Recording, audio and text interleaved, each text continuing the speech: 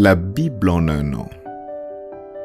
2 Rois chapitre 10 verset 32 à 2 Rois chapitre 12.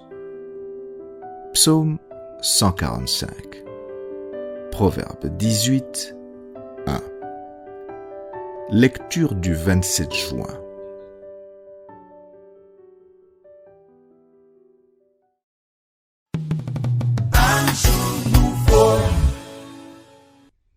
Actes chapitre 18, versets 1 à 22. Après cela, Paul partit d'Athènes et se rendit à Corinthe. Il y trouva un juif nommé Aquilas, originaire du Pont, récemment arrivé d'Italie avec sa femme Priscille, parce que Claude avait ordonné à tous les juifs de sortir de Rome. Il se lia avec eux, et comme il avait le même métier, il demeura chez eux et y travailla. Ils étaient faiseurs de tentes. Paul discourait dans la synagogue chaque sabbat et il persuadait des Juifs et des Grecs. Mais quand Silas et Timothée furent arrivés de la Macédoine, il se donna tout entier à la parole, attestant aux Juifs que Jésus était le Christ. Les Juifs faisant alors de l'opposition et se livrant à des injures, Paul secoua ses vêtements et leur dit « Que votre sang retombe sur votre tête. J'en suis pur.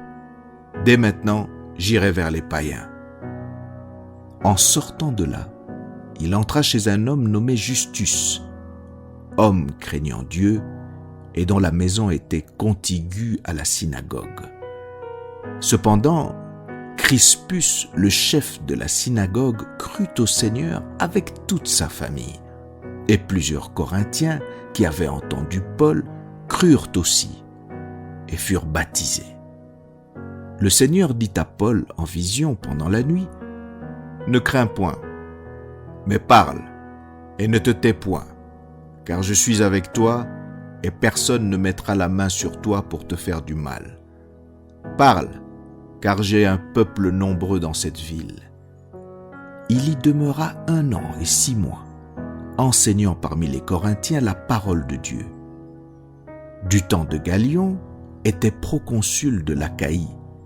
Les Juifs se soulevèrent unanimement contre Paul et le menèrent devant le tribunal en disant « Cet homme excite les gens à servir Dieu d'une manière contraire à la loi. » Paul allait ouvrir la bouche lorsque Galion dit aux Juifs « S'il s'agissait de quelque injustice ou de quelque méchante action, je vous écouterais comme de raison aux Juifs. Et s'il s'agit de discussions sur une parole, sur des noms et sur votre loi, cela vous regarde.